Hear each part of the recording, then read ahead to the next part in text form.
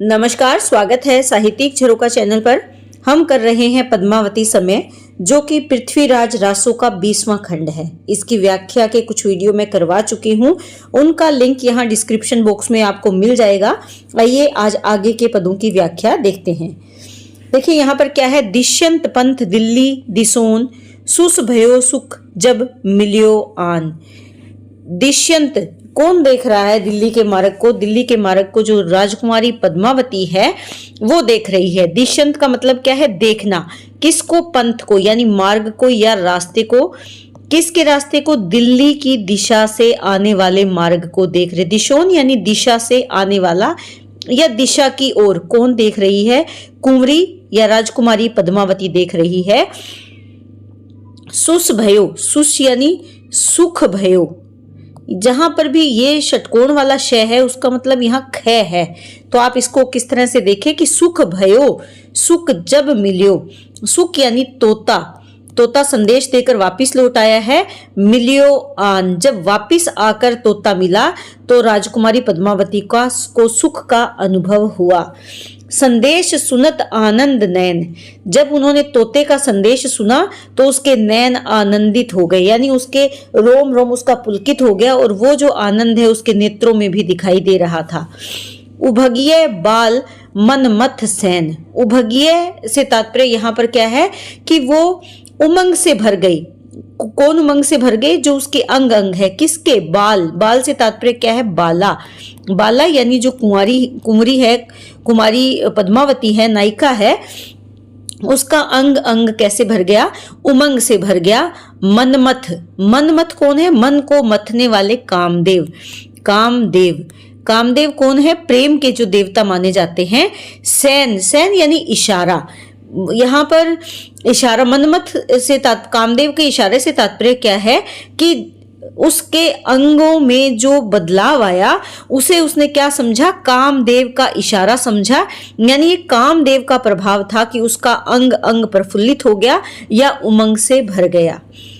तन चिकट चीर डार्यो उतार, तन पर, तन यानी शरीर पर, चिकट, चिकट यानी मैले, चीर क्या होता है? वस्त्र, चिकट अर्थात मैले वस्त्र उसने क्या किया? उतार दिए। क्योंकि अभी तक तो वो इस चिंता में थी कि पता नहीं पृथ्वीराज पहुंचेंगे या नहीं पहुंचेंगे, लेकिन क्योंकि अब तोता लौट आया है, संदेश लेकर आया है, तो वो उमंग से भर गई है और उसने अपने शरीर से मैले वस्त्रों को उतार, डार्यो डाला, उतार डाला। मंजन मयंक नवसत श्रृंगार, और अब उसने क्या किया है? मजन यानी स्नान करके, मयंक चंद्रमा के समान, नवसत, नवसत का मतलब क्या है? नव यानी 9 और सत का मतलब क्या है?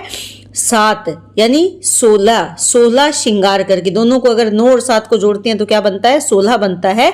तो उसने चंद्रमा के समान सुंदर मुख पर उसने 16 श्रृंगार किए, अर्थात अब वो तैयार हो गई है, उसने स्नान किया है और अपने आप को श्रृंगारा है। भूषण मंगाए, भूषण यानी आभूषण उसने मंगवाए। नश शिश, नश यानी नख, फिर यहाँ पर ख को ले, नख और शिख तक के जो अनूप यानी सुंदर आभूषण थे वो उसने श्रृंगार करने के लिए मंगवाए। सजी सैन मनो मनमथ भूष, सजी, और सजी का मतलब स्वयं को श्रृंगारा। सैन यानी सेना, मनो मानो, मनमथ यानी कामदेव। भूष से तात्पर्य यहाँ पर क्या है? भूष यानी भूप। भूप कौन है यहाँ पर? महाराज या राजा किसको माना है? किसका? कामदेव। प्रेम के देवता कौन है? प्रेम के राजा कौन है? कामदेव है। भूष का मतलब यहाँ पर क्या है? राजा है। भूप, भूप या भूष, तो ये कौन है? कामदेव है, प्रेम के जो देवता है, राजा है। ऐसे लगा कि जब उसने श्रृंगार किया तो ऐसे लगा कि कामदेव अपनी सेना सहित वहां पर उपस्थित हो गए हैं, अर्थात वो सौंदर्य से लबालब हो रही थी, या सुंदरता जो है, उसका रूप जो है वो बहुत ही ज्यादा अनुपम दिखाई दे रहा था, सुंदर दिखाई दे रहा था। तो यहाँ पर कौन सा अलंकार है? उत्प्रेक्षा अलंकार है, और वो भी कौन सा? वस्तु उत्प्रेक्षा अलंकार यहाँ पर मान सकते हैं। तो ये आप ध्यान में रखें कि यहाँ कौन सा अलंकार है? वस्तु उत्प्रेक्षा अलंकार यहाँ पर आ रहा है, इस बात को आप ध्यान में रखें। तो यहाँ पर तोता आ गया है। तोते ने आकर राजकुमारी को ये संदेश दिया है कि पृथ्वीराज चौहान को उसने अपना संदेश दे दिया है और वो आ रहे हैं। उसके बाद जो राजकुमारी की प्रतिक्रिया है उसकी अभिव्यक्ति इन पदों में की गई है। सोबरन थार मोतियन भराए। सोबरन यानी स्वर्ण, सोने के बने हुए। सोबरन यानी सोने के या स्वर्ण के। थार यानी थाल, मोतियों से भराए। झलहल करत दीपक जराए, यानी जलाया। झिलमिल करता हुआ दीपक उसमें जलाकर रखा। जो मोतियों से भरा हुआ सोने का थाल था उसमें दीपक को जलाया। संग सस्य लिए सहस्ट बाल। संग यानी साथ में, सस्य यानी सखियों को, लिए ले लिया। कितनी सखियां हैं? सहस्त्र से तात्पर्य यहाँ पर क्या है? सहस्र यानी हजार, बाल यानी सखियां, बालिकाएं या बाला। जो लड़कियां थी, हजार सखियों को या हजार बालाओं को, जो उसके आसपास जो दासियां थी उनको अपने साथ लिया। रुक्मणी जेम लज्जत मराल। रुक्मिणीय यानी रुक्मणी के समान। जेम यानी जेम से तात्पर्य क्या है? यहाँ जैसे रुक्मणी लज्जा से भरकर कृष्ण से मिलने गई थी उसी प्रकार यहाँ मराल जो है, मराल किसका पर्यायवाची है? हंस का। हंस की गति से, जिस प्रकार हंस मंद गति से चलता है उसी मंद गति से जैसे रुक्मणी चली थी कृष्ण से मिलने के लिए, उसी हंस की मंद गति से वो स्वयं भी जा रही थी। तो यहाँ पर अगर हम करें कि जैसे किस गति से चल रही थी, जैसे मराल यानी हंस चलता है उस गति से चल रही थी। तो यहाँ पर कौन सा अलंकार आ रहा है? उपमा अलंकार यहाँ पर बनता है। और अगर हम करें लज्जित, लज्जा का भाव कैसे आ रहा था? जैसे रुक्मणी में आ रहा था। अगर हम इस भाव को यहाँ पर लेते हैं तो यहाँ कौन सा अलंकार है? यहाँ पर व्यतिरेक अलंकार है। इसके बाद देखें, पूजिए गौरी शंकर मनाए। और जब वो वहां पर पहुंची, कहां पर पहुंची? महल से मंदिर में पहुंची और मंदिर में पहुंचकर शंकर मनाए यानी भगवान जो शंकर थे उनको मनाया, अर्थात उनकी वंदना की। और पूजिए गौरी यानी जो माता पार्वती है या गौरी माता है उनकी वहां पर क्या करी? पूजा करी। दक्षिणी अंग करी लागिए पाए यानी पांवों को स्पर्श किया। लागिए यानी स्पर्श किया, लगी। किसको लगी? पाँव को। और कैसे लगी? दक्षिणी अंग करी। दक्षिणी अंग का मतलब दाहिने अंग से उनकी परिक्रमा करी और उनके पाँव को स्पर्श किया। किसके? माता गौरी और शंकर की यहाँ वो प्रार्थना कर रही है, उनकी वो यहाँ पर पूजा कर रही है। तो दक्षिणी अंग से उनकी प्रार्थना, उनकी परिक्रमा की और उनके पैरों को, उनके चरणों को स्पर्श किया।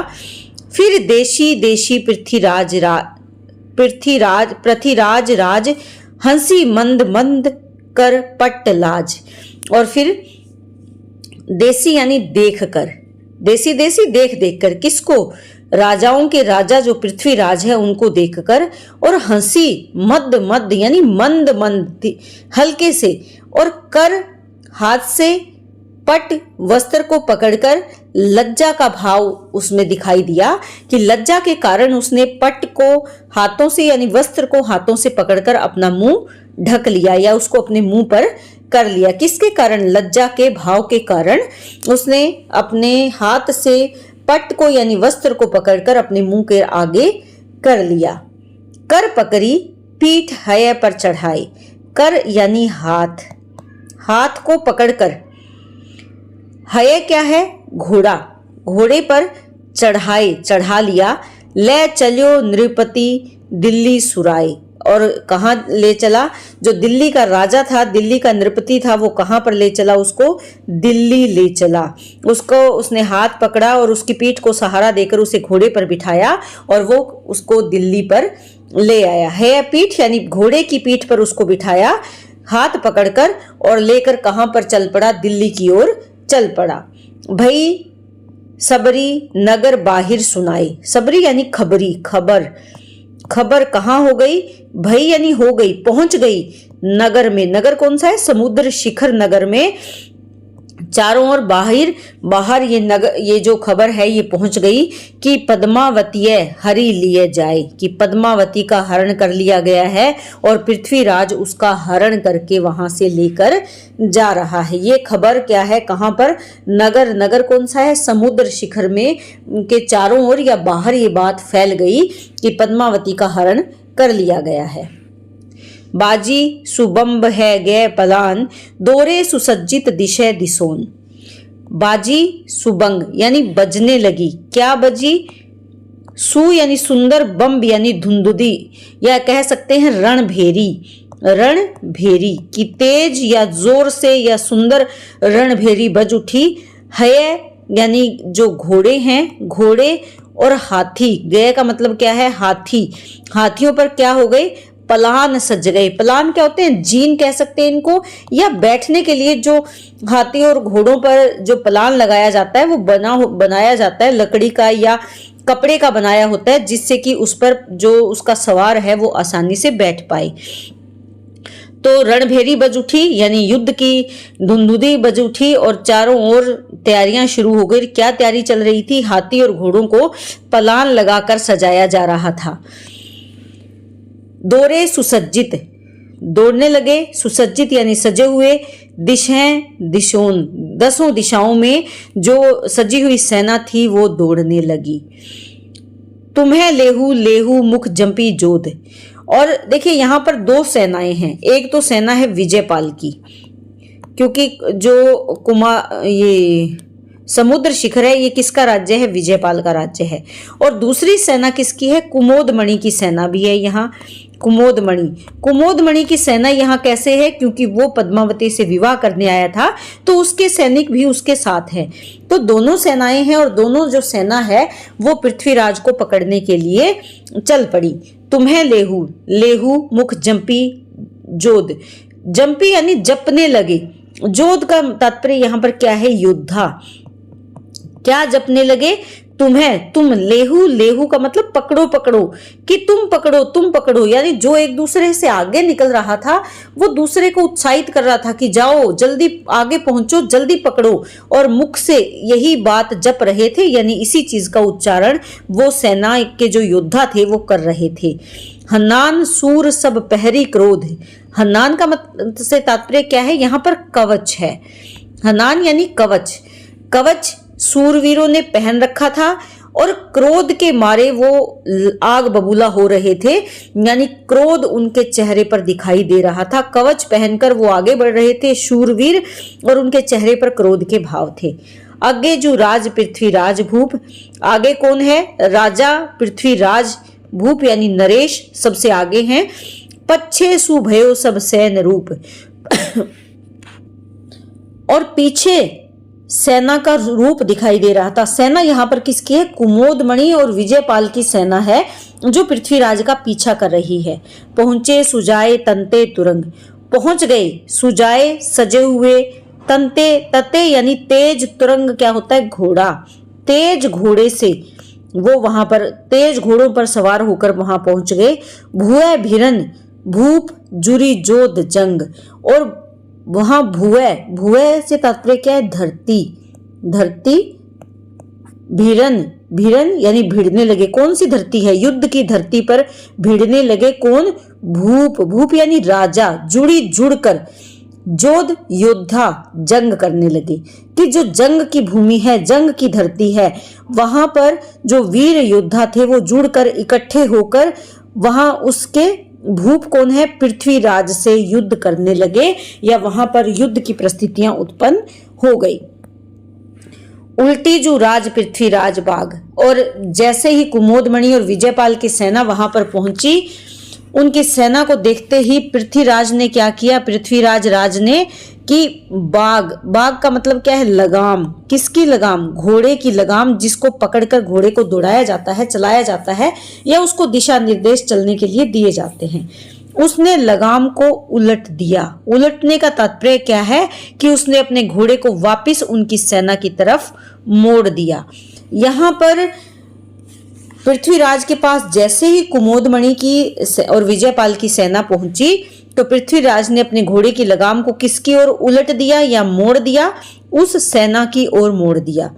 थकी सूर गगन, उनको देखकर थक गए थे। सूर का तात्पर्य यहाँ पर क्या है? सूर्य है। कहाँ पर? गगन, आकाश में। धर धसत, धर यानी भूमि या धरती। धरती क्या हो गई?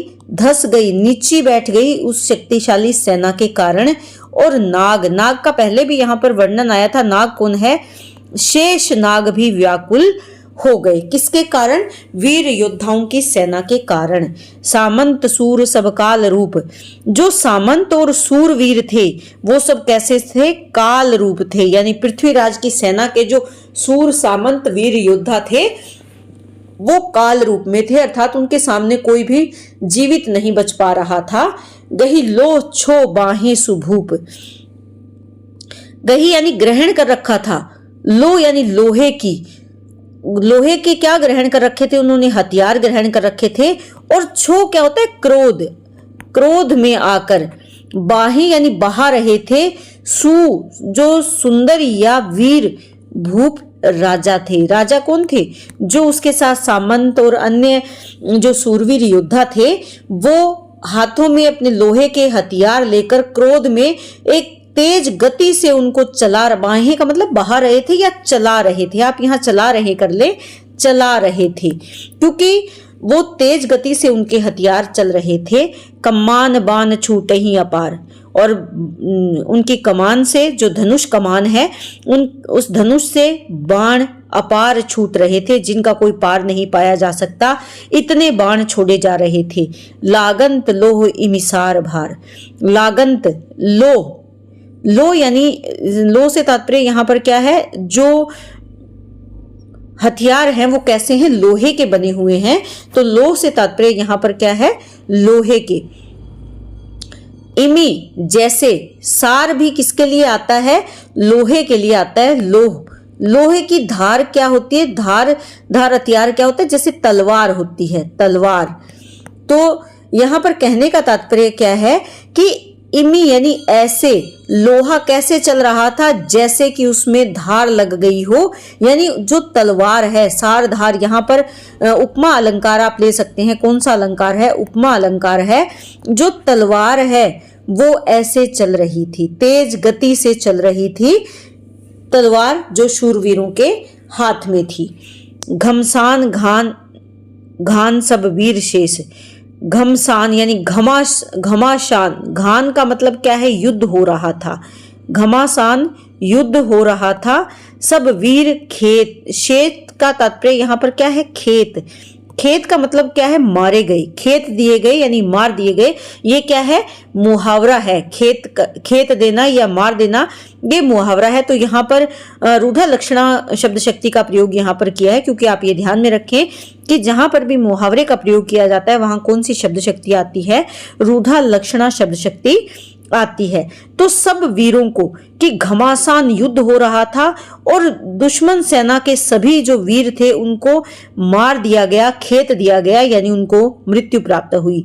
घन श्रोण बहन अरु रक्त रेत, घन यानी घना, श्रोण का मतलब क्या है? रक्त, रक्त बह रहा था। और वो रक्त कैसा था? लाल रंग का। और वो रेत, रेत से तात्पर्य यहाँ पर क्या है?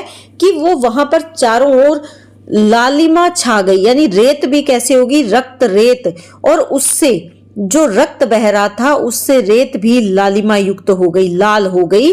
क्या हो गई? वहां की जो मिट्टी थी वो भी लाल हो गई। यानी युद्ध की भयंकरता का वर्णन यहाँ पर किया गया है। विभत्स रस भी है, रौद्र रस भी है, और वीर रस का भी यहाँ पर उपयोग इन्होंने किया है, या वीर रस भी इसमें सम्मानित है। मारे बारात के जोध, जो मार दिए गए बारात के जो योद्धा थे, जो वीर योद्धा थे बारात के, जो यानी खोजकर, खोजकर ढूंढकर मार दिए गए। परिरुंड मुंड अरिसेत सो, और चारों ओर परी यानी पड़े थे, परी अर्थात पड़े थे। क्या पड़े थे? रुंड और मुंड। मुंड का मतलब क्या होता है? सिर, और रुंड का मतलब क्या होता है? धड़। कि कहीं धड़ पड़ी थी, कहीं सिर पड़ा था।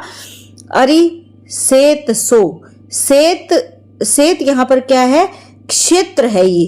क्षेत्र सो यानी सुशोभित था या शोभायमान था, सुंदर दिख रहा था। शोभायमान कर दें यहाँ, शोभायमान। शोभायमान क्या था? जो युद्ध भूमि है वो शोभायमान हो रही थी। किससे शोभायमान हो रही थी? जो शत्रुओं के सिर और धड़ यानी रुंड मुंड बिखरे पड़े थे, उनसे पूरा युद्ध क्षेत्र या रण क्षेत्र शोभायमान हो रहा था। रुंड मुंड में पद में मैत्रिता है, तो यहाँ पद मैत्री अलंकार का सुंदर प्रयोग यहाँ पर कवि ने किया है। परे रहत ऋण सेत अरी। परे यानी पड़े हैं। पड़े क्या पड़े हैं? ऋण सेत में, ऋण यानी रण क्षेत्र में, अरि अर्थात शत्रु। शत्रु के जो मृत देह हैं, रुंड मुंड है, वो पड़े हैं कहां पर? रण क्षेत्र में। करी दिल्लीय मुश रुष। करी यानी करके, दिल्लीय दिल्ली की ओर। तो यहां मुश क्या है? मुख, या उनका मुख किस ओर है? दिल्ली की ओर है। रुष यानी पड़े हैं या करके। देखिए, करी करके दिल्ली की ओर, मुख रुष।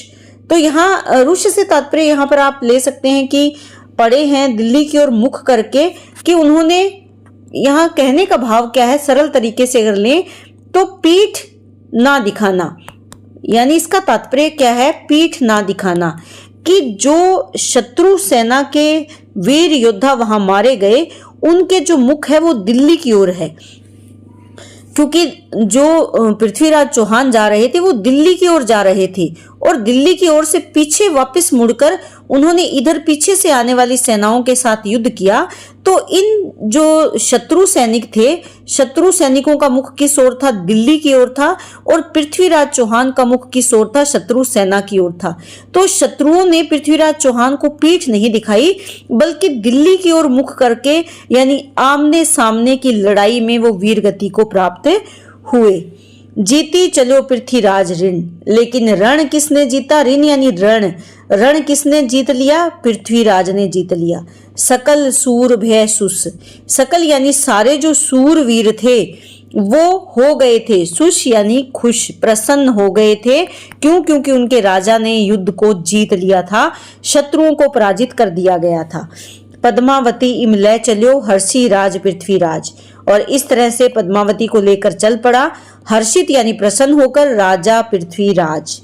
ऐते परी पतिशाह की भई जो आनी आवाज। ऐते परी इतने में ही, पतिशाह, पतिशाह कौन है? बादशाह। बादशाह या सुल्तान कौन है? यहाँ पर मोहम्मद गोरी है। भई पहुंच गई, आनी आवाज। आवाज यहाँ पर क्या है? संदेश पहुंच गया। किसके पास पहुंच गया? संदेश बादशाह मोहम्मद गोरी के पास संदेश पहुंच गया, यानी पृथ्वीराज के आने की आवाज उसे सुनाई पड़ी। किसको? मोहम्मद गोरी को। भई जो आनी आवाज आए सहाबुद्दीन सूर। आवाज को सुनकर, किसकी आवाज को सुनकर? आवाज से तात्पर्य यहाँ पर संदेश लें। संदेश को सुनकर, किसका संदेश है? कि पृथ्वीराज चौहान आ रहा है।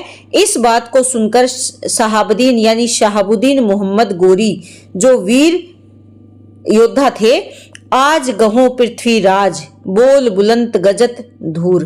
कि आज गहो, गहो का मतलब है पकड़ लूंगा, कि आज मैं पकड़ूंगा, पकड़ लूंगा। किसको पकड़ लूंगा? पृथ्वीराज को। बोल रहा था बुलंद तेज आवाज में, गजत यानी गर्ज कर, धुर, धुर से तात्पर्य क्या है? यहाँ पर श्रेष्ठ कह सकते हैं कि ऊंची तेज आवाज में वो गर्जना कर रहा था। कौन गर्जना कर रहा था? शहाबुद्दीन गोरी, जो गजनी का सुल्तान था, गजनी का बादशाह था। वो जब उसे ये संदेश मिला कि पृथ्वीराज चौहान जीत कर वापिस आ रहा है, तो वो मन में या वो बहुत जोर जोर से बुलंद बोल बोल कर ये गर्जना करने लगा कि आज मैं उसे पकड़ लूंगा। किसको? पृथ्वीराज को पकड़ लूंगा। क्रोध जोध जोधा अनंत पंक्ति अनी गज्जिए। क्रोध यानी गुस्से में, क्रोध में, जोध जोधा, जोध यानी योद्धा, योद्धा जो यहाँ पर हैं, अनंत सब जो योद्धा हैं वो क्रोध में है। अत्यधिक क्रोध में है। पंती अनि गज्जिय, गज्जिय का तात्पर्य यहाँ पर क्या है, गज्जिय से तात्पर्य है गज की। गज क्या होता है, हाथी की, हाथी की पंक्ति भी, पंक्ति यानी पंक्ति भी क्या करने लगी है, गर्जना करने लगी है, वो भी गर्ज रही है। या अगर हम यहाँ अर्थ लें गर्जना से, गज्जिय का मतलब क्या है, पंक्ति भी क्या करने लगी, गर्जने लगी, गर्जने लगी या गर्जना करने लगी। तो यहाँ पर अगर देखें गज्जिय में क्या है, श्लेष अलंकार है। एक तो यहाँ क्योंकि दो अर्थ निकल रहे हैं, गज यानी हाथी की जो पंक्ति है वो गर्जना करने लगी, या फिर अगर हम इसको लें कि शत्रु की जो पंक्ति है वो क्या करने लगी, गर्जना करने लगी। बाण नाली हथनाली तुपक तीर सब्र सज्जिय, यहाँ पर हथियारों के नाम दिए गए हैं। बाण नाली ये क्या है, तोप है, जो बंदूकें उस समय के हथियार थे। नाली वाली जो बंदूक है, बाण या बाण से तात्पर्य यहाँ पर क्या है, तोप है। हथ नाली हाथियों के द्वारा चलाए जाने वाले जो तोप हैं। तुपक से तात्पर्य यहाँ पर अगर ले तो जो लंबी नाली की बंदूक है। तीर है यानी तीर, जो तीर कमान है। सब्र सब सजे हुए थे, सज्जिय यानी सजे हुए थे। पव्वे पहाड़ मनु सार के भरी भुजान गजनेश बल, पव्वे से यहाँ पर तात्पर्य क्या है, वज्र के समान, वज्र के समान।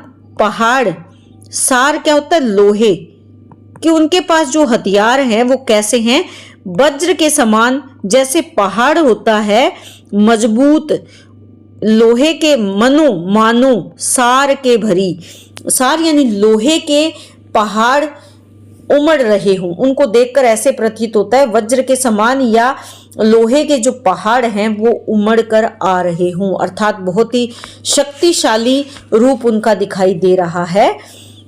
गजनेश यानी गजनी के राजा, गजनी के राजा कौन है, शहाबुद्दीन मोहम्मद गोरी। उनके जो भुजान यानी भुजाएं, उनके जो योद्धा हैं, राजा के जो वीर बलशाली योद्धा उनकी सेना में हैं, वो कैसे हैं, बल से भरे हुए हैं यानी बलशाली है। आए हकारी हंकार करी सुरासान सुल्तान दल, और साथ में आकर कौन आया है, खुरासान के जो सुल्तान है उनका दल भी वहां पर आकर हकारी हंकार, वहां पर हुंकार भरता है। किसकी हुंकार भरता है, युद्ध की हुंकार भरता है। क्योंकि हमने पहले भी जब इस तरह का पद पहले आया था तो उसमें गजनी के सुल्तान मोहम्मद गोरी के साथ खुरासान के सुल्तान भी थे, काबुल के सुल्तान भी थे, काशकंद के सुल्तान भी थे, सब इकट्ठे होकर पृथ्वीराज को हराने के लिए, उससे युद्ध करने के लिए आ रहे थे। तो यहाँ पर गजनी की बलशाली सेना के साथ अब खुरासान का सुल्तान भी आ पहुंचा है और आकर उसने युद्ध की हकारी और हंकार यानी गर्जना की है, या युद्ध की हुंकार उसने भी भरी है। तो उम्मीद करती हूँ इन पदों की व्याख्या आपको बहुत अच्छे से समझ में आ रही है। इसी तरह चैनल से जुड़े रहें, लाइक करें, शेयर करें, सब्सक्राइब करें।